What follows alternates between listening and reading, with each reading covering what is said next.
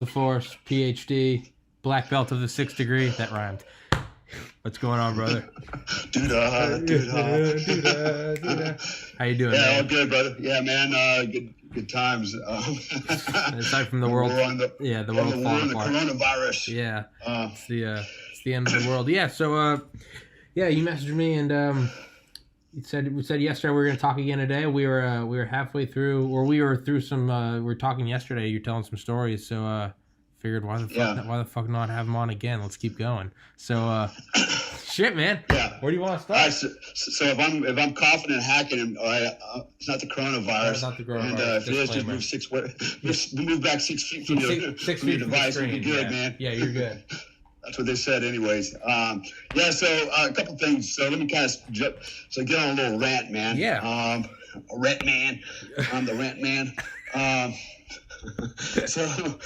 So I talked to my wife this morning. So what a lot of people out there don't realize is my wife is Indonesian, and I've known her now over 6 years, and we actually just got married. We didn't really announce that to anybody for a lot of different reasons, but I had a terrible marriage prior to that. I mean, it was horrible. And I'm still living the nightmare. Anyways, that's another topic about the legal system and the justice system. But anyways, more importantly, so I was talking to my wife this morning, and she's still in Indonesia. We live in Bali. We have a security company there. We provide explosive detector canines, patrol dogs, narcotic dogs for like the Marriott properties and some of the local venues. Mm-hmm. Anyways, so now there's a surge of coronavirus in Indonesia, right? So this happened probably within the last 2 weeks. They thought they were corona free, and all of a sudden, boom! It hit like a hand grenade, and the curve for them, the bell curve is like it's like an Apollo moonshot. It's straight up, man, and for a lot of reasons, because they have, first of all, they don't have the kind of hospitals we have in the West, right? I mean, they're third world. I've been into some of them, and it's like, holy hell, really? No air conditioning, people sleeping on the floors, just bad, really bad. And it is what it is, Now there's a few hotels. All those hotels might become hospitals, but some of the hospitals over there, they have a franchise out of Australia called Siloam. Now those are the better hospitals, right? They are. You can just tell, better doctors, better equipped, nicer, more what you would expect from Australia, right? Mm-hmm. But you're gonna pay a lot more, and most Indonesians can't even afford that. It's kind of there for the wealthy and the expats that come over there. So I ended up putting my wife in there last year with stage 4 kidney failure, and it cost us an arm and a leg. And unlike in the U.S., before you can leave the hospital, you have to pay your hospital bill. Literally, you have to pay it right there. And they don't care how big it is. There's no such thing as installment payments or we'll bill you later type thing. In fact, even her insurance that she had been paying on refused to pay flat out. We're not going to pay. What are you going to do, right? There's no real justice system or legal system here. It's just everything is just, I hate to say it, there's a lot of corruption, a lot of graft, cronyism. Anyways, so where I was going with this was I was talking this morning about the virus, and I'm constantly giving her updates, and she's giving me updates. And the only reason she didn't come to the United States with me, I came here for a couple of reasons. One, my daughter's on spring break, and according to the custody agreement that our legal system granted me, which, by the way, they didn't do me any favors, man. I mean, I see my kid, basically 5 days out of the month. It's just retarded for no reason, for absolutely no reason. And so anyway, but this is my year with her, so I wanted to be back and spend that time with her. And then I had 3 training events. All of them got canceled this month. And of course, now I'm sitting in my house talking to you. Yeah. So anyways, she didn't come with me because we run the security business over there, and the security business is kind of attached to the hip to the hotels there because of what we do and some of the local venues. And everybody's, the tourist industry just flatlined, and less than 10% occupancy in the hotels.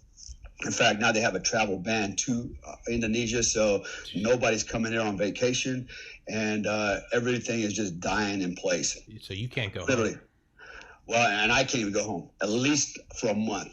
The travel ban's in place for at least 30 days, starting on the 20th. and who knows, man, how that's going to work out. I expect it'll probably be longer than that. And I'll just be sitting here, on pins and needles, hoping that my family's okay over there. Yeah. But my wife, the reason she stayed behind is several reasons. One, somebody's got to manage the business. And right now it's, we're in the hurt locker as well because of this situation.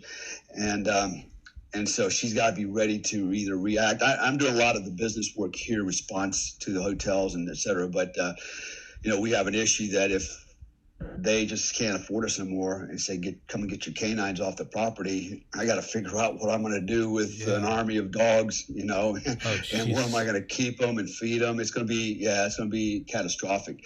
And actually she's going to have to handle that now. I've got quite a few handlers. I got over 65 canine handlers, but they're all going to have to get the pink slip as well. We might keep some on board to help us manage the dogs that are left until we get that all sorted out, if it comes to that, which, that can go either way right now. I heard yesterday on the news, Trump is basically issuing possibly a third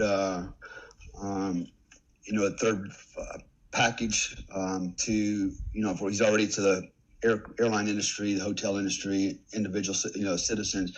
So hopefully that will help the hotels and kind of, stop the hemorrhaging and at least long enough until this thing turns around and saves my ass too. So I hope. Anyway, so that's one reason she didn't come back. The other reason is she's actually suffered from late stage 4 kidney failure from over-the-counter medicine. Again, this is the Indonesian medical system. They gave her drugs and did not properly or define, really kind of define what's the protocol for the drug. And she was actually taking more than she was supposed to, which put her into chronic kidney failure. I almost lost her last year. She's recovered, but her kidneys are still, a train wreck, and they'll never reverse the damage. So she's kind of vulnerable. I don't want to expose her to anything where she will have to take antibiotics, because it could kill her. So I got this issue now, and now I'm trapped on this side of the world, and she's on that side of the world. So, anyways, with all that said, she was telling me this morning, that over in Indonesia, the Indonesians are protesting. They're asking the government, hey, man, how come, can we get, get some money to help us out here, and, because the average Indonesian, all right, so get ready for this. The average Indonesian makes about $200 to $250 a month. That's their monthly income. That's average. Okay. That's the minimum. That's their average income, dude. I know that. Why? Because I pay salaries. Yeah. Okay. And that's what that's average. Actually, I pay mine above average on most of them. So that's one thing. Two, most Indonesians, they live day to day. Basically, whatever they go out and do that day for work and make money, that's what they live and eat off of, right? So it's not like, well, I got a check coming in at the end of the month, and I got this big savings account. No, absolutely not. Most of them are street vendors. They sell food on the street food, a lot of that going on over there. Different, menial jobs. It's just day to day, that's it, man. If you don't get a job today, you may not be eating today, unless you saved your money from yesterday, right? Type thing. So the government's not going to give them checks because the Indonesian government's not rich. They're not like the Americans, right? They can't afford it, but they can't quarantine them either, because how are you going to quarantine people that really live day to day, right? To feed themselves. You're not going to give them money to subsidize them, yet you can't quarantine them either, so they can't go out and work. What are you going to do, right? Yeah. And so, so that's that's where they're at with that right now. And then she told me also all the food. So the food is now 3 times the normal cost. All the price gouging has begun, right? Everybody's just, taking advantage of the situation, right? So, and Indonesians are not, they're, just like I said, again, they have a terrible judicial system. It's hard to do anything to prosecute people unless you're on a big company. They'll go after you like hyenas because they can get paid, but they're not going to mess around with, they're not going to mess around with the guy that makes $250 a month to help you out, right? Yeah. And they're not going to go after the small little food chains that, are gouging people, and charging 3 times the price. So it's just a bad situation all the way around. And luckily, she already went out, and she had she actually stockpiled quite a few noodles, and every day, she's got some on reserve, but basically her and the kids go out and they go eat that day, local economy. And by the way, in case anybody's wondering what it costs to eat there, literally I can feed a family of 5 on the Indonesian economy, basically eating Indonesian fare for about $5, literally the whole family. Holy shit. So kind of puts everything in perspective a little bit, the scale, right? So she's there, I'm here, and I told her we have a house over there, and it's surrounded by an 8-foot wall. Everything's walled in over there. All the residents, they all have walls. We have about an 8-foot wall, and we got an army of Belgian Malinois on the other side of it, full security, and I got some hard-hitting, man-eating canines. Yeah. And so she's pretty safe, even though there's no firearms over there, at least not the good guys. The bad guys have them, and the cops have them, but not the good guys. Their weapon of choice over there is machetes and knives, man. And so I actually had a guy take a swing at my dog with a machete, and he missed, and he paid dearly for that. But so anyways, so that's the situation, and we were talking about it. And I'm thinking, man, what's really amazing is in this country, you got people complaining that the $1,000 check that they're going to get from Trump isn't enough, or you got others on the right going, oh, that's bullshit, that's socialism, and I'm not going to accept a $1,000 check, and they what, like, are you in? Oh my God, man! Yeah. I mean, where's such ingratitude, man? It's like you're spoiled ass Americans, man. Yeah. Either way, you're a spoiled ass American, because I just painted a picture of life in Indonesia, and by the way, it's not just Indonesia. Okay, it's the Philippines, it's Thailand, it's Malaysia, all right? It's a lot of these Southeast Asian countries. Okay, they're in the same boat, and they're on the same income level, economy level. And they're looking at, what am I going to do if I get sick? There's no hospital going to take care of me. I'm on my own, right? And so I'm not going to get money from the government. You're literally on your own, and you're unarmed. You're unarmed, except for my wife. She's, like I said, we got an army of canines, man. Yeah. That you're not getting on the wall without a fight. That's for sure. And we're kind of isolated too, which is kind of good and kind of bad. You know, you got to get a running start to get to my house. And but anyways, so I was really kind of thinking about that. I was like, man, and we got Americans here that are going, and even in Asia scratching their heads, they're going, what is up with the toilet paper? It's like they're just completely like, what? Why? I mean, you're that spoiled and that rich that you got to go get some damn shit paper because you think you're going to run out. I mean, that's your priority in life. And then the other side of it is, you look at all the gun stores. Okay, you have long lines around the building, people going to buy guns and ammunition, and then you got basically anti-2A gunners, or anti-2A, protesters out there going, hey, bud, can you sell me a gun? What's a good gun? Yeah. Right? They're trying to buy them online, figuring out, hey, it actually doesn't work. You can't buy them online, right? Yeah. And so they're out there doing the same thing. And all of a sudden, everybody needs guns and ammo. Yeah, everybody's pro-gun now, Yeah, and so what you have here is, I mean, even Stevie Wonder can see this. You've got the predators and the prey. You got the prey going out there and freaking hoarding the toilet paper, the herd mentality. And then you got the predators out there that are they're getting their weapons and ammo because they're expecting the worst. Yeah. And now you're getting some woke liberals going, hey, I think I better get a gun too, right? Yeah. They're starting to go, okay, wait a minute, Yeah, okay, it's getting weird, yeah. Yeah, I just find it ironic, man. And as an American, I'm actually very embarrassed about this because, and then I've got a bunch of expat friends that are in Indonesia, Australians and Brits and others, and they're constantly, gouging me and my American partner about, USA and our guns, right? And what do you need guns? The same argument, right? What do you need guns? And I'm like, man, if you can't see why you need a gun today, you're just another lemming. You just might as well follow the herd right over the abyss, man, because that's where y'all are going, man.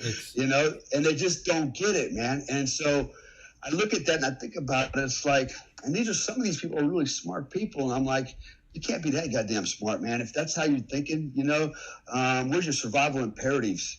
And so I'm just kind of like, it really comes down to, at the end of the day, man, people are, the Roman Empire, man, said, okay, let's do this. They had the Senate and said, okay, we're going to we're gonna entertain the dumb masses with bread and circus. As long as they're in there watching, the gladiator fights, and we're giving them free bread and entertain them, they're not going to pay attention to what the government's doing, and that was ultimately their downfall. Okay, and that's actually what we're doing now. I have been doing for a long time. Right, our bread and circus, it's free cell phones, it's welfare, it's all this other crap. It's MTV. It's identity politics, it's everything to keep people from focusing on the real issue, man, and what's really going on, and really analyzing critically the things that are important, right? And so they put all this superficial shit out there to kind of distract us, and most people just bite into it because they're lazy. They don't want to hear about it. They have the herd mentality, man. Just follow the herd, let the herd do the thinking for me, and I'll just go along and put my head down, eat some grass, and raise my head and sniff an ass, and just walk along with the herd, man. That's what I'm going to do, And that is the majority of not just Americans, but the world, right? I see that in Indonesia. I see that everywhere I go, and this is why politicians and these cult leaders are so powerful and so effective, because they understand the human condition. They got this figured out, man. They know the psychology. They know how to manipulate, manipulate people. Out. Exactly. And anybody that's got, will challenge them, they're quick to either, dismiss them as an outlier or, crush their nuts, man, any way they can and get you out of play. So anyways, I just thought I'd share that with everybody. But, at the end of the day, man, this virus, okay, it's got a mortality rate probably less than 1%. And, what's more dangerous than this virus is the response and reaction by the people. That's what's really, because what they have done. You have nothing to fear but fear itself. Yeah, they've killed a lot of businesses. They've put a lot of people out of jobs. They're estimating maybe 20% unemployment. They have, with their own naivety, their gullibility, their stupidity, and I'm not going to give them a pass. I'm not. You know what? If you're an adult, you have the moral responsibility to learn, okay, and to be a better you and understand the world you live in, not just for yourself, but for your brothers and your sisters. And if you're not doing that, you know what? You're a liability, and you deserve everything that comes to you. That's my opinion about it. Yeah. But it's this the end of the day, man. The damage that people have done to each other will be greater than the virus will ever have done, ever. A million times over. And then these same people, man, these same toilet paper hoarders and all these others out there that have helped create this situation, because they have created, they are enablers, man. At the end of the day, they're enablers. What they have done is enabled this situation to go way south super fast. And what they're going to do at the end is go, hey, what about me? Now that everything's recovering, I need some compensation. I need some, I need something back, man, and they, and then now they want you to care for them and feel sorry for them. And hey, I should, it wasn't my fault, Yeah, maybe it was your fault for being stupid and not having the right mindset from the outset, you know. And even now, I'm looking at the news and all these spring breakers, man. I mean, there's tons of spring breakers. It's insane. They're all down in Panama City like nothing. Just fuck it. Yeah, totally irresponsible. Totally irresponsible. That's a millennial mindset. Yeah. Okay. There's no personal accountability, responsibility. They think, it's not going to happen to me. Yeah, you're right. You're probably not going to die because of your age group. But think about all the other people you're putting at risk. And you potentially, by proxy, can kill other people. Yeah. And you should take that responsibility. Shame on you. That's the problem with millennials. Yeah. You know what? And I heard somebody say one time, well, we can't blame millennials for their mindset because that's how they were raised by their parents and the generation before, the generation before. We created this freaking monster, and I argue with that, and I say no, not no, but hell no. You know what? If you're an adult, you're over 18 years old, you graduated high school, you're old enough to vote. Yeah. You're old enough to make decisions. You're an adult. Right? And so, you know what? If you make that choice, you got no one to blame but yourself. You're ultimately responsible. And people used to hate that. I was a professor at Henley Putnam University. And I used to teach several different courses, but one of my taught was psychology of violence. And whether you're a creationist or an evolutionist, God said, at some point, usually when you're a teenager, that, you're responsible for your ways, right? You can no longer blame, you can no longer resort to childish ways, so to speak, and from an evolutionary standpoint, there's some point where when you grow old enough to breed, Okay, I think, and you're old enough, in our case, when you're 18 years old, okay, you're already old enough to breed long before that, but at least by the time you're 18, okay, you're empowered to make rational decisions on life choices, not only for yourself, but for everybody else, right? You can go vote, and your vote at the age of 18, if enough of you come together, could affect me at my age and my life and my freedom and my children's freedom, right? That's a huge responsibility. And that's and it's never considered. I guarantee millennials don't consider that crap. Mm-hmm. Most of them people don't consider it. It's like bread and circus, man. What am I getting today? What's on TV? Where's my cell phone? Where's where's my likes on Facebook page? You know, what's that? Me. That's what they're thinking. And that's gonna be the downfall to our country. And now that's actually why we're playing on the news right now. And fortunately, I know all the Trump haters out there. You're going, Trump. Yeah, well, you know what? He'll probably go down as the greatest president ever after this, because I guarantee you he's going to pull us out of this nosedive. We're already hit the bottom. Now he's just going to pull the yoke up, and we're going to go back up. And he's going to recover. We're going to recover, maybe bigger and better than ever before. You know what? And this whole thing about Obama trying to take credit for this economy, well, he's just going to zero that out, because when he comes back and recreates the business, company goes, did you do this, Obama? Hell no. This is Trump's 9/11. This is far worse than whatever Obama ever, or even Bush inherited, man. Yeah.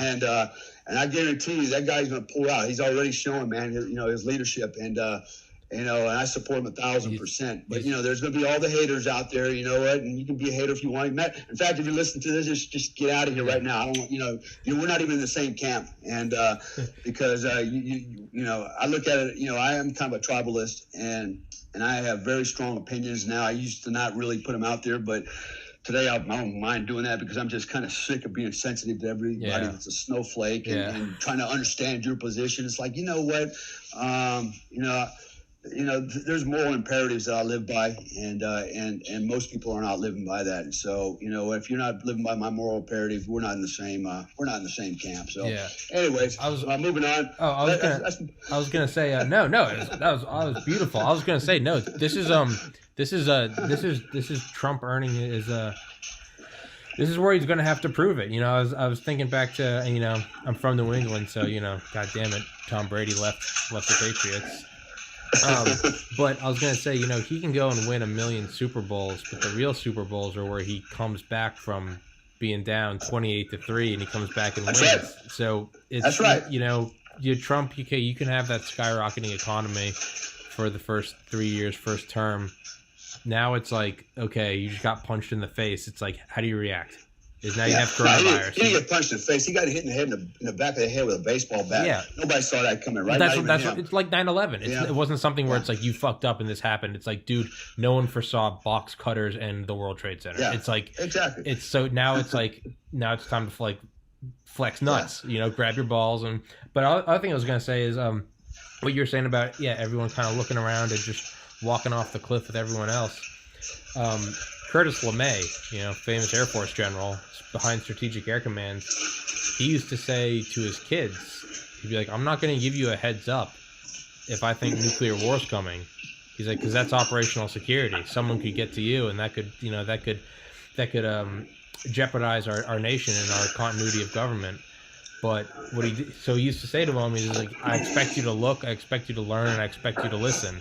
He would say that to his kids and wife, and he'd be like, pay attention. He said, you read, you watch the news, or I guess radio, you listen to the news, look in the newspapers, watch stores. He's like, pick up these traits. He's like, you don't need me for this. He's like, you will see when war. What was that? He was like, you will see when war is coming by just paying attention to how society is shifting. And that's what he used to say to him. What's that? What's that noise? Is there a noise in the background? Yeah, Larry. Yeah, it's coming through loud.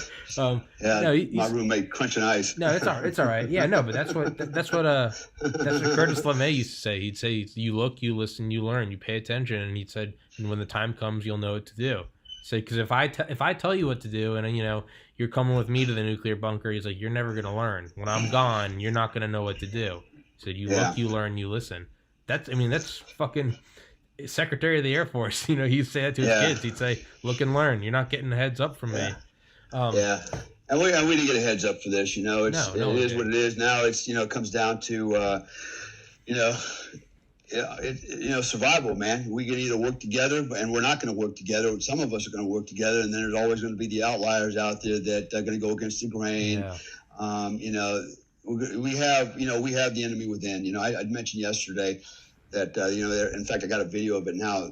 The guy arrested up north that worked for the Chem Bio Lab that was basically working for Chinese agents in Wuhan and smuggling viruses over there. I hope they take that guy out and execute him, man. He needs to die a slow death, but for what he did, man. And he got a lot of money. Not only did he get a lot of money from the Chinese, he actually got a lot of money from NIH, National Institute of Health, and I think DOD and others for working on different projects and stuff like that and experimental stuff.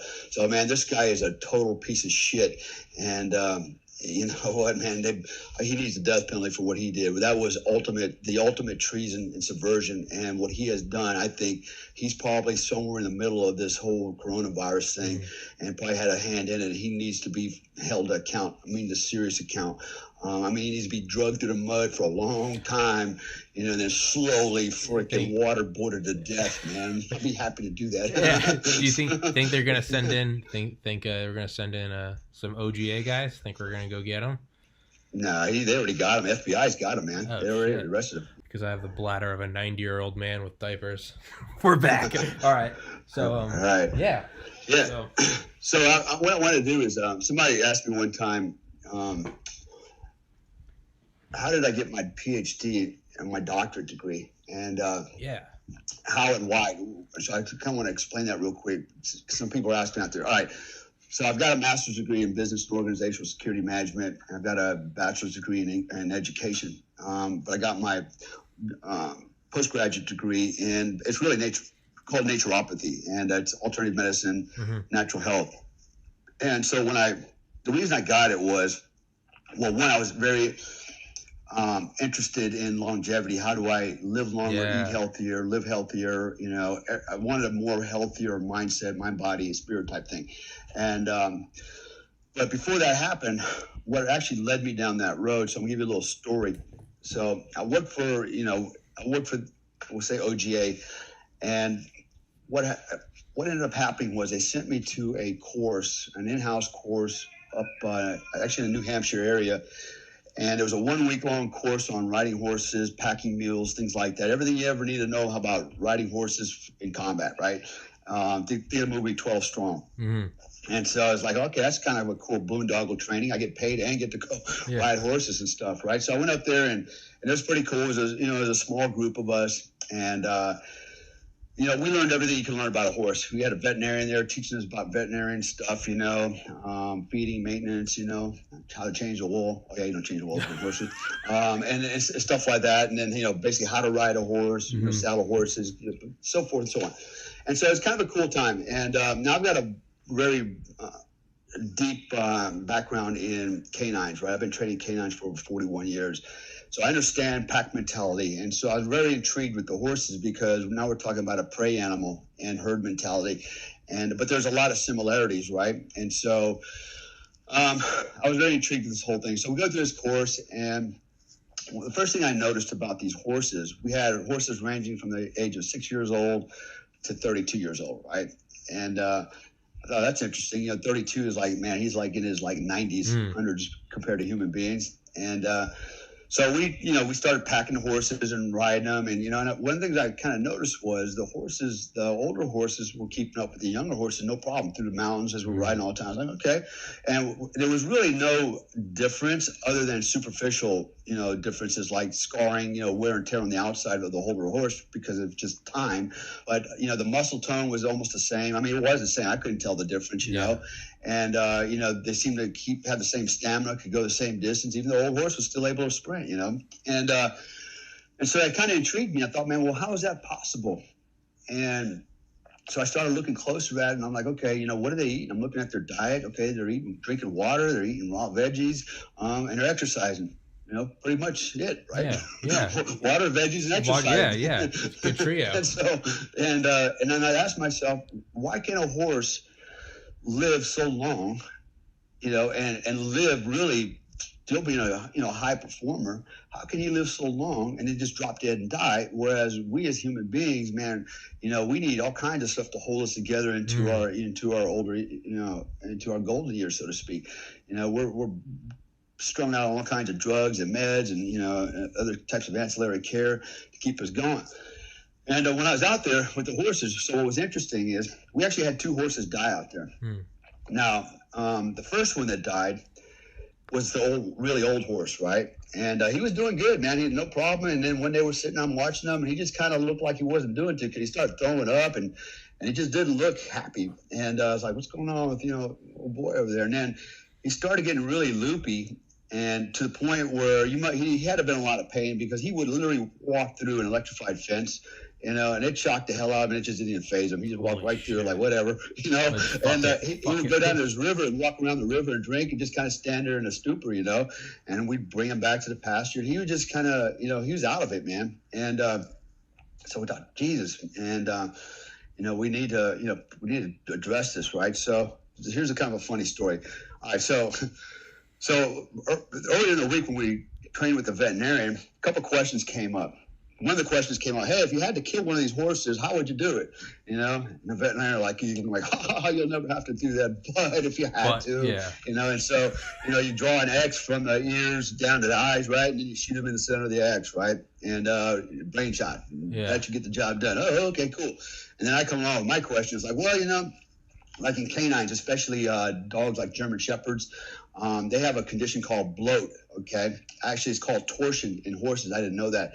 But basically, that's where the stomach spins on its axis on both ends, and he seals up the ends, and then it becomes like a balloon, right? Starts filling up with gastric acid, and then it ruptures, right? It's very painful, and if you don't fix it, it's fatal. And usually that happens after you feed a dog like a German Shepherd, and you let him run. He could, from the running motion, spin his belly around on that food, and man, and then you got a major issue. So I asked her, I said, well, when's the best time to feed a horse? Can you feed the horse before you go out on a ride, or should you wait till the afternoon ride and then feed him? I brought the issue. She said, they call that torsion, but no problem. You can feed the horse anytime. He'll be fine, blah, blah, blah. But if he does come down with torsion, this is what to look for. And then she gave us, I don't know what they were, some type of salts in a package, right? She goes, just pour some of this in a bucket, give him the water, and he should kind of feel better about it. And I'm thinking, well, damn, if the belly's spun around the axis, I don't know how that's going to, unravel itself just by giving him something to drink. I don't know that's going to work, right? So, but that was her solution. I was like, okay. So sure enough, this happens with this horse. And we could tell he's like in really bad shape, and there's no help going to be able to come and help him where we were at up in the mountains. So we tried the old water bucket salt thing, and it was funnier than shit because we set the bucket down in front of him, kind of put his nose down in it. Dude, he just went ballistic. I mean, ape shit, right? Bucking and kicking, and holy hell. He just lost his freaking mind. And so finally, we're like, okay. And he finally died. Make a long story short, he just kind of died. And I thought, well, I guess if you got to go out, at that age, if you kind of went out with a little bit of, a little bit of glory, a little bit, spunk to him. But it's kind of sad to see him go out. But it's his time. He was lucky to live that long and enjoy his last few moments with us. Walking through the mountains.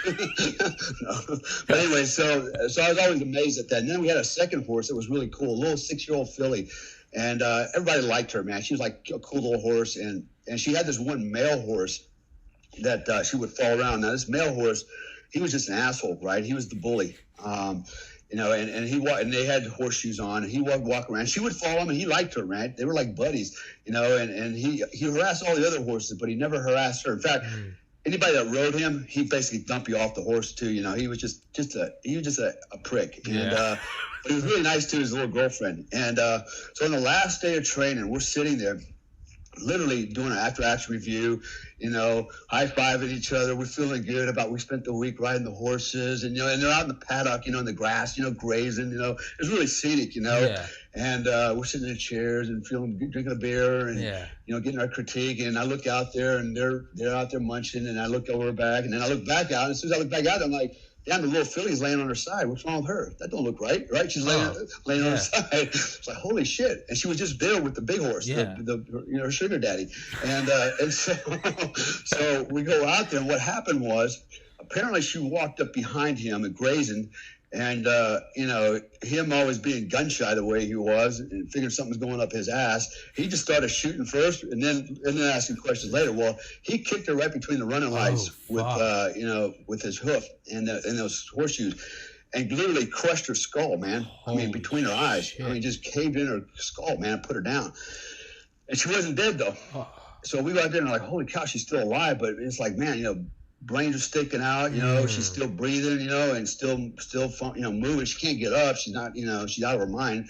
And, we were just kind of like amazed, like, holy cow, man, could you imagine if you got kicked by that horse? And so now we got a dilemma. It's like, well, what are you going to do? It's like, well, there's really nothing you can do. Unless anybody here's a brain surgeon and thinks they can do some kind of field surgery on this horse. I don't think so, right? So now we're down to, okay, well, we're going to have to kill this horse, right? And so I'll never forget. So I asked this one guy, anybody got a gun? He goes, yeah, I got 2 guns in my trunk of my car. All right, so go up there and get the guns. And so he said, I'll go get him. So he goes running up there. Now he's got a 9mm and he's got a, a 9mm and a 22. A 9mm and 22, right? He comes back with just the 22. I go, dude, seriously? You got a 9mm, you brought the 22 back? Yeah, it'll do the job. Why don't you just make sure you do the job and get the 9mm, right? It's like, holy shit, right? So he's like all excited and stuff, and he's drawing X's across the horse's head. Now the horse actually started running on his side in a full gallop. I've never seen nothing like that. He wasn't on his feet running. He was on his side in a full sprint, just as fast as your horse could possibly run. It's like, where the fuck is he going on his side, right? Well, he ain't going nowhere. Yeah. And, it was just reflexes at that point. And then as, a few minutes went by, 5 minutes went by, he'd start slowing down into this like gallop, and I just felt really bad for him. Kind of kill it, Once he kind of slowed it down, I was like, okay, get this thing done. Yeah.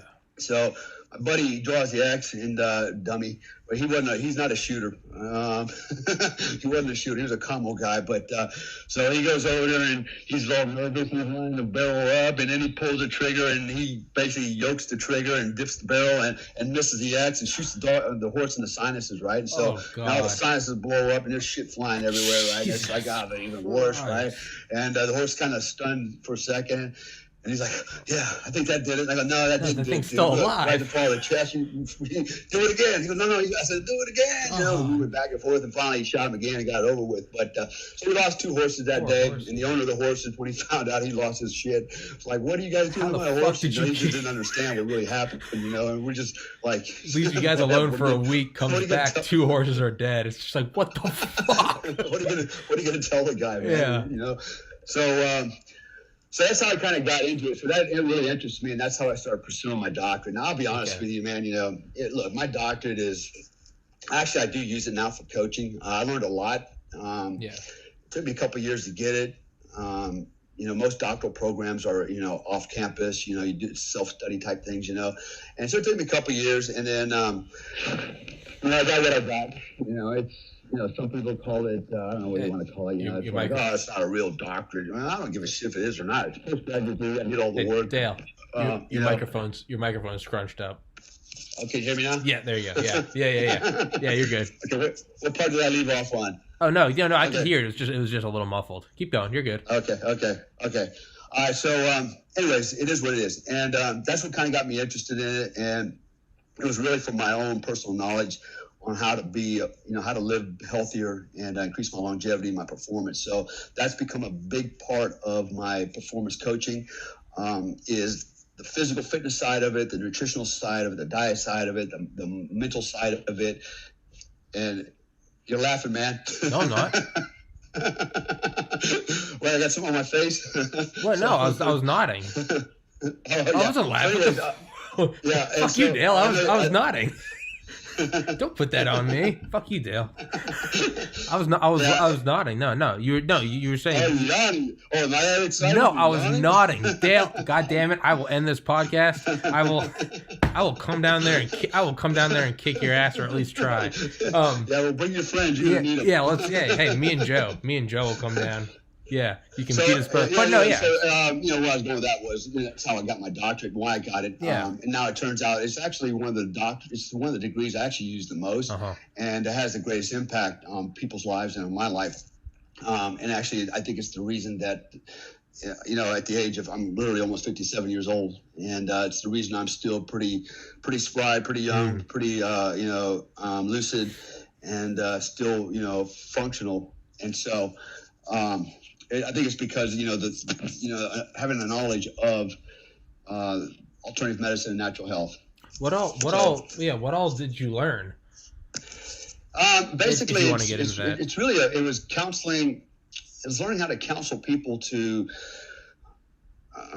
live a better life, healthier life, understand diet, nutrition, understand not only that, what affects your way of thinking. For example, the metaphysical world. How does that come to play, right? Metaphysics, kinetic motion theory, all these other things that some people would roll their eyes. They go, some kind of hocus pocus stuff. But Ayurvedic medicine, Chinese medicine, these other, what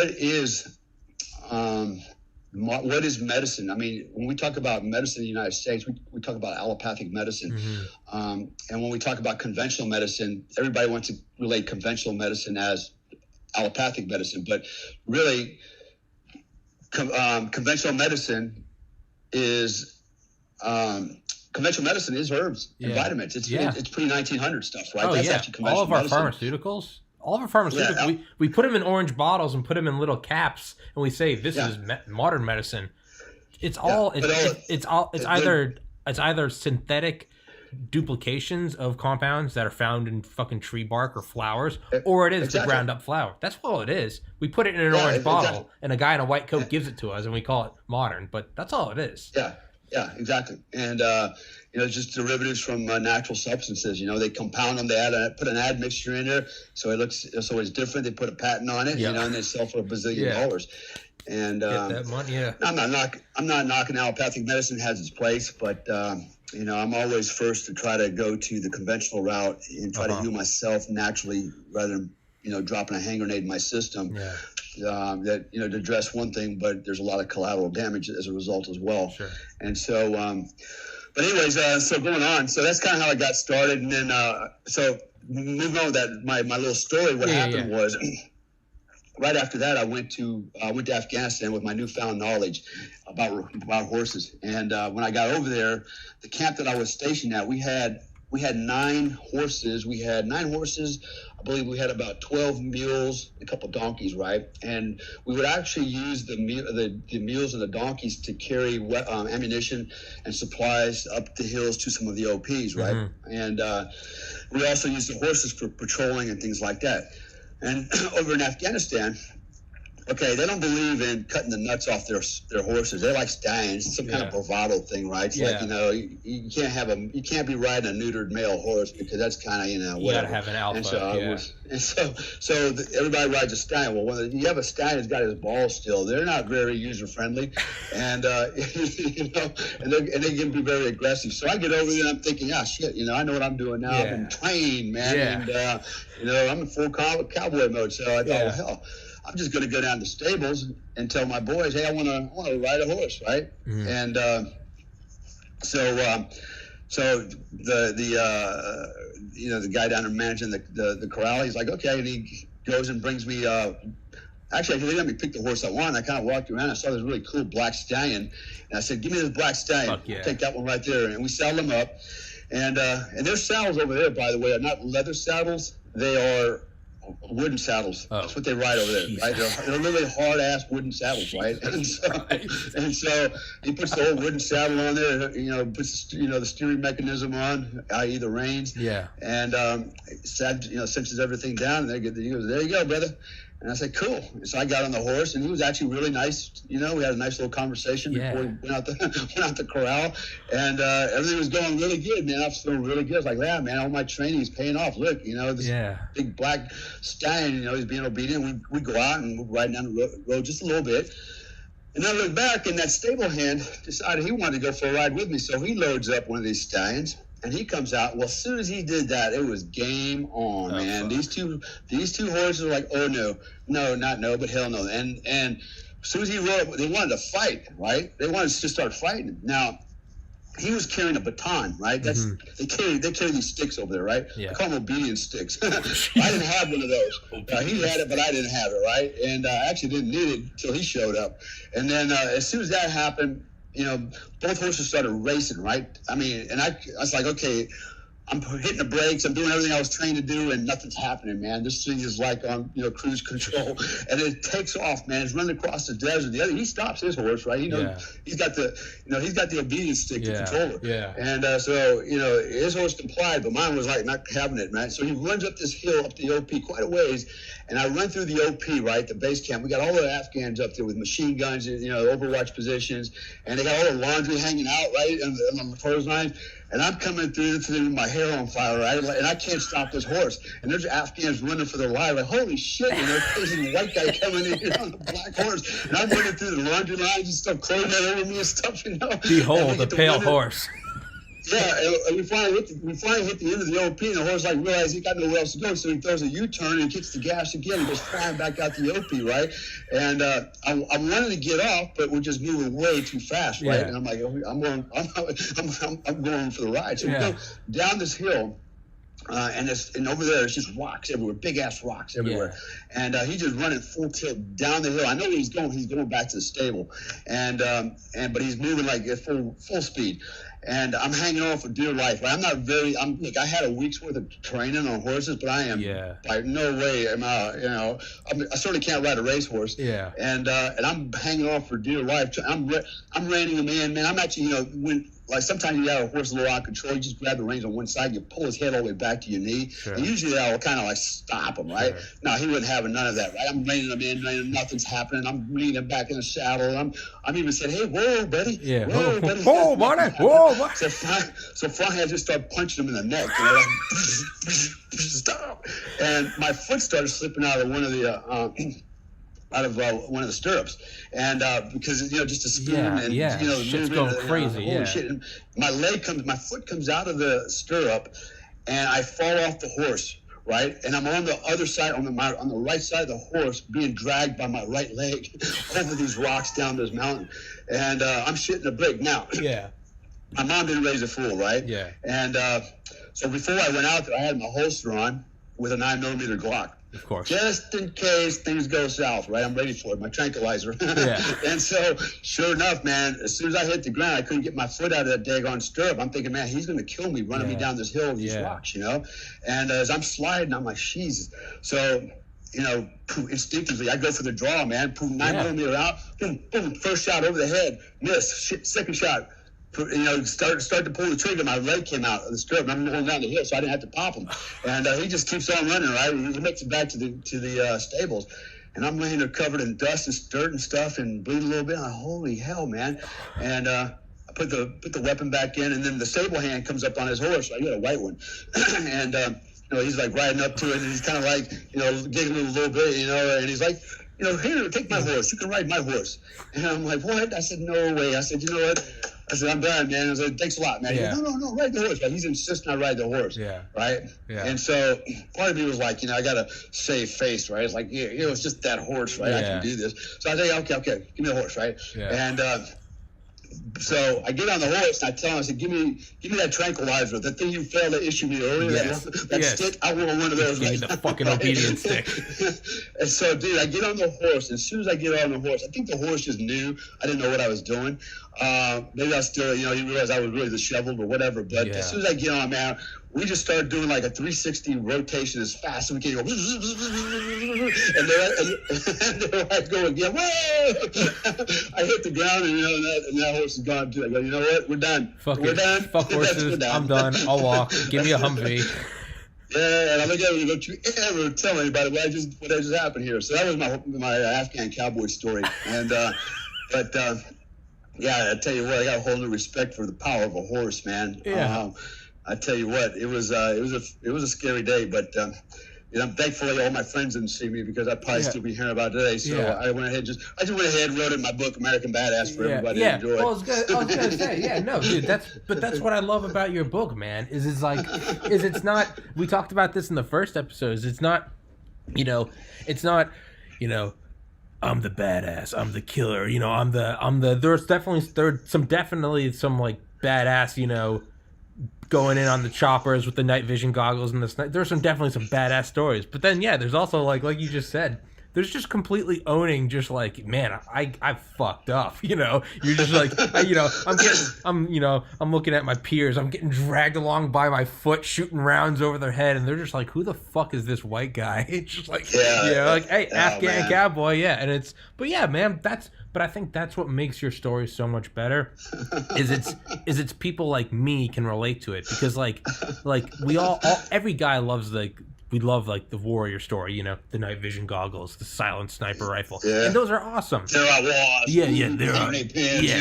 taking dudes out with my K-bar knife, I'm the baddest dude out there. Like, you know what? But that's what you tell everybody. But and like that's entertaining, and it's definitely great. But the thing is like, I can relate to it more when then the next story is like, and then I'm getting dragged around by a horse, and it's like, that's what makes it more relatable, because all of a sudden it's you, instead of being in control and being Delta Force operator, all of a sudden you're like, I'm getting dragged along 1 foot shooting at this fucking horse. I don't have the obedience stick. Everyone's laughing at me, and I'm going, don't tell anyone. See, someone like me or my friends, we can relate that and go, okay, I know what it feels like to be a dumbass. That's my daily life. I'm like, okay. So, dude, it brings you back down to earth, because, you're right. All the other stories, there I was on top of Mount Everest, just got off the phone with the president. Like, that's cool, but they're a dime a dozen. You never hear a Navy SEAL or a Delta Force guy being like, man, I got my ass handed to me by a horse with fucking balls the size of baseballs, That's what makes it beautiful, man. But that's also why you got to narrate your goddamn book and put it on Audible, Dale, because you can't get that. Reading it's great. You gotta do it. What better time to do it than now, man? Coronavirus. You're stuck at home. Go grab a microphone. Just go grab a microphone and just fucking read it. Just get it down, dude. Yeah, actually, that's a good idea. Maybe I can record it, and then I think I might be able to do something like that. Record it, and then you got all the time in the world. Put it out like that. Yeah, that'd be easy. Well, just record it now, and then once once the sky stops falling, you could actually have someone go in and just dice it up into chapters. But why not? Yeah. So now I got to carve out some more hours a day. There are no more hours, so I might have to add a few more hours. Yeah, so 24, I'm gonna have to work on 30-hour days. Yeah, but what better time to do it than now, though? I mean, everything is shut. The world is shut down. No, actually, there's a lot going on. I'm doing a lot. So I'm working on my business with Joe Tedeye, and we're developing that every day, working on it, developing it, along with my daughter, my oldest daughter. So that's, in process. And, there's other stuff I'm working on as well. Plus, I'm working out every day. Yeah. Me and my roommate in here with our rubber bungee bands and whatever things we got to work out with, doing pull-ups and push-ups and stuff. Hey, man, I've been doing push-ups in the driveway. I might as well take advantage of it. I'm spending a lot of time with my daughter here, and I'm just kind of chilling out right now. Yeah. But I'm ready for this thing to end sooner than later, so that I get back to Bali to I also have kids over there. They're not they're not my biological kids, but for all intents and purposes, they really are my kids. They think I'm their father anyways. So I have a blended family over there with my wife, and I got family all over the place, but it is what it is, man. So it's the life I have, but I enjoy it, and I enjoy doing everything I'm doing, and I'm always looking for ways to develop business. People, I always say, when one door closes, another one opens, and I look at this as another opportunity, and I've actually put that out on social media today. It's like, look, you know what, stop wasting your time, playing games, and whatever, do something productive, and take this time to educate yourself. Get on the internet and learn stuff, man. Whatever it is you think you might be interested in, but try to develop yourself personally and professionally, so that when you come out of the other end of the shitstorm, you're ready to go and engage something, and move forward.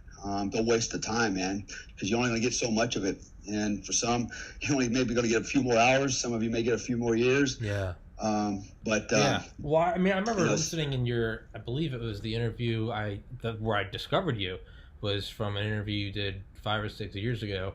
And yeah, by the way, you look exactly the same. I don't know how the fuck you haven't aged. You look exactly the same. So touche, yeah. Yeah, but I remember you said you were like, you remember playing video games, and then you'd look at the clock and it's 4 a.m. and you're like, fuck, where did all that time go? Exactly. So when I heard that, I decided to try something new. So because I love video games, but I don't play like games. I like to just find one. I like to find something where there is no game. You can just do like Grand Theft Auto, just get in a car and drive around. For me, that's how I decompress at the end of the day. But what I started doing after listening to an interview with you talking about it's just wasted time. You're like, find something to better yourself. That's why I like audiobooks so much. Is what I do now is I just mute the TV.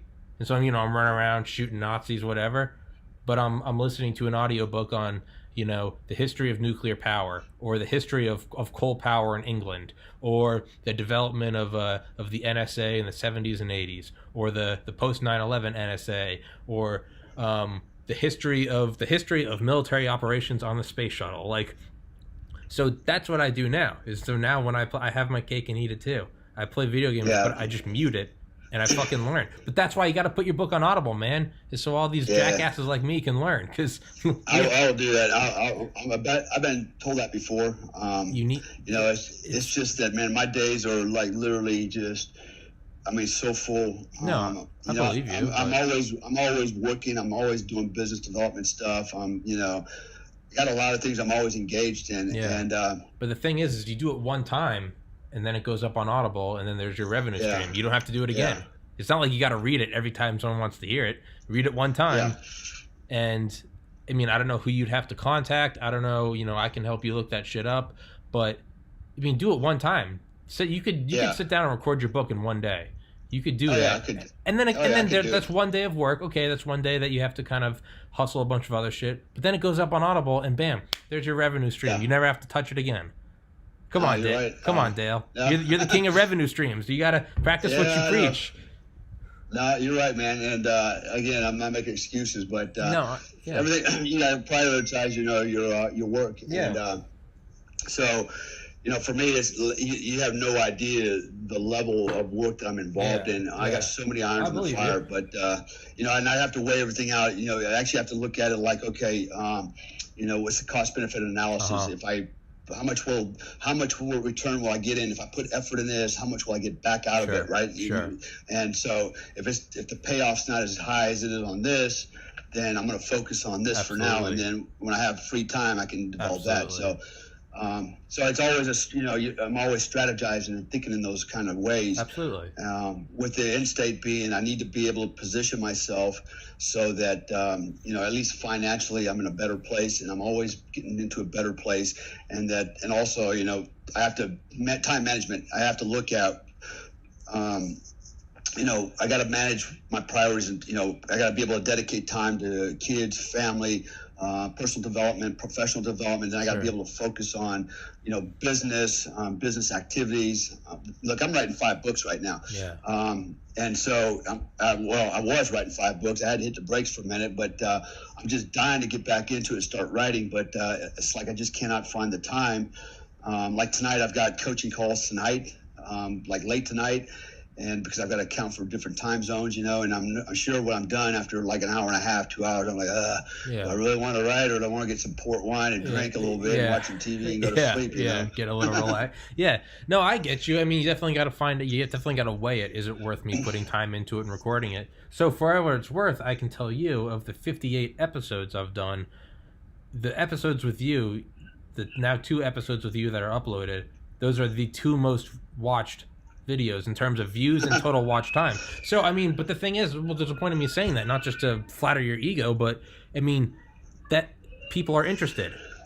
Yeah, no, I know that. And, so it is worth it. It is worth it. Yeah, No, I've gotten that quite a bit. I've heard from others, like SoftRep. I had some of the highest ratings on SoftRep. Yeah. I did several with them, and look, I'm not bragging either. I think the differentiator is what's the difference? Okay, I got stories, and I just like to tell them. I just like to speak from the heart, man. Yeah. Shoot from the hip, and just like I do here, Yeah, right? exactly, Just tell the story, man. And so it seems to work for me. So everything I do in life is like that. Even the books when I wrote it. If you read my book, American Badass, once you start reading, you go, man, that sounds just like Comstock speaking, It does. So, it does. It feels it doesn't. Yeah, it doesn't feel like this meticulously. Like I gotta craft this story. No, it feels like you're just sitting down, fucking talking with you. But that's why I love it.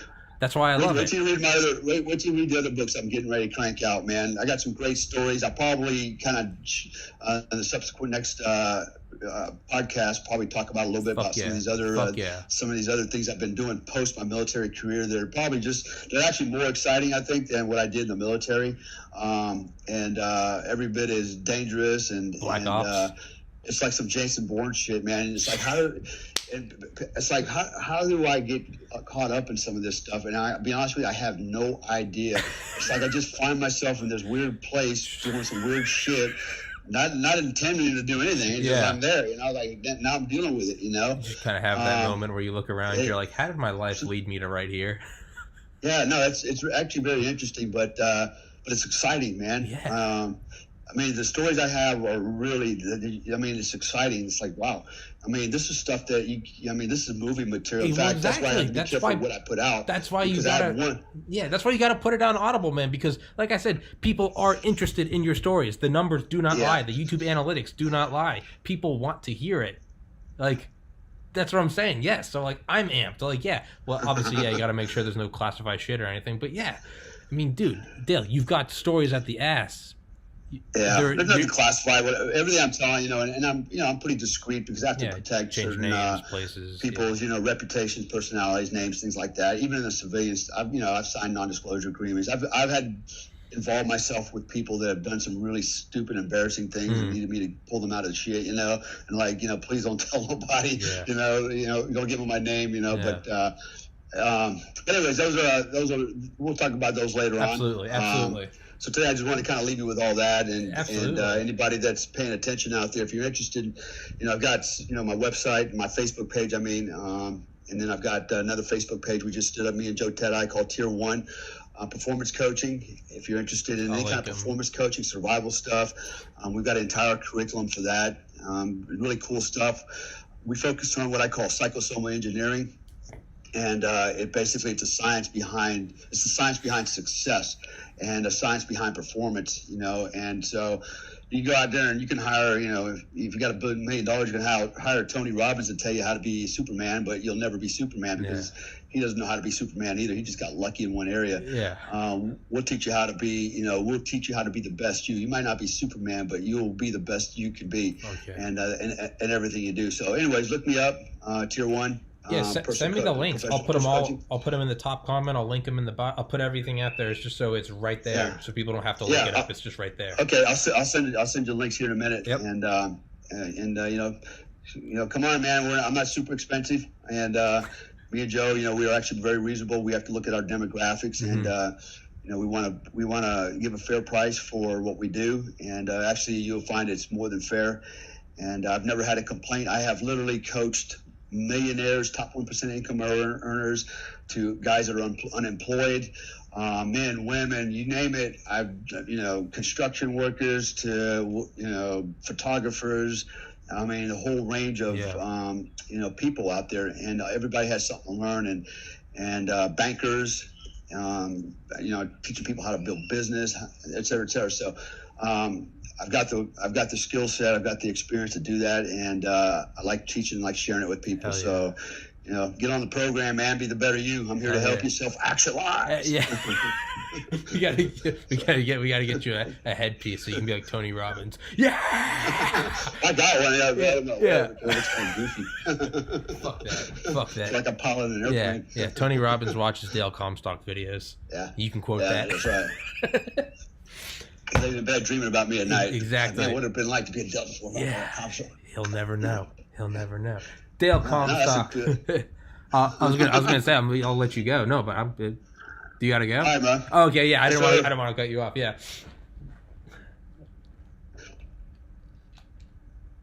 There's like a lag time. Oh, okay. I was like, why is Dale just staring at me, smiling? Like, I'm like, why is his lips moving like in a kung fu movie, but nothing's coming out? Hachitata! Wuhan virus! Wuhan COVID-19! That's gonna get me banned. You racist son of a bitch. Whatever. Fuck. That's what I do when they're like, that's racist to say it's called the Chinese virus. I'm like, no one's ever fucking. Oh my God, no one's ever said shit about the West Nile virus. When's the last time you heard someone get a? True. You know, we go on all day about this crap. This is a liberal talking point. These idiots, man. You know what? And I like when they call me a racist, dude. That's the funniest shit.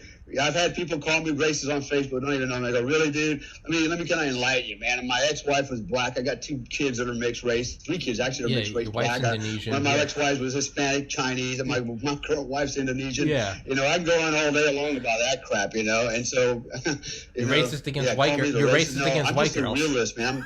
I'm just pragmatic, man. You know, it's like I'm going to call it like I see it. Yeah. You may not like it, and you might want to, assign it to a skin tone. Yeah. It had nothing to do with skin tone, man. Some of my best friends are black. You know, my best friends. Actually, my 2 best friends are one is black and one is Hispanic. Both of them are from Sacramento, California. Went to high school together, joined the army together, and to this day we're still best friends. And always have been, always will be. You know. So we call me a racist. Yeah, that's always a cool. That's always the fallback when they can't, give a. Got nothing else to say. Level a logical argument about something. It's like, just a racist. Fuck it. It's like, we just throw the racist hand and get that over with. It's like pocket sand. It's racist. Just run away. Yeah, I got nothing else on them. Racist. Yeah. All right, Dale. Hey, Godspeed, and let's definitely set up the next one. I got guests for the next 3 days, but let's set one up. Awesome. Let's set one up. All right, brother. Okay. All right, man. Take care. Peace. Take care. Bye-bye. Bye.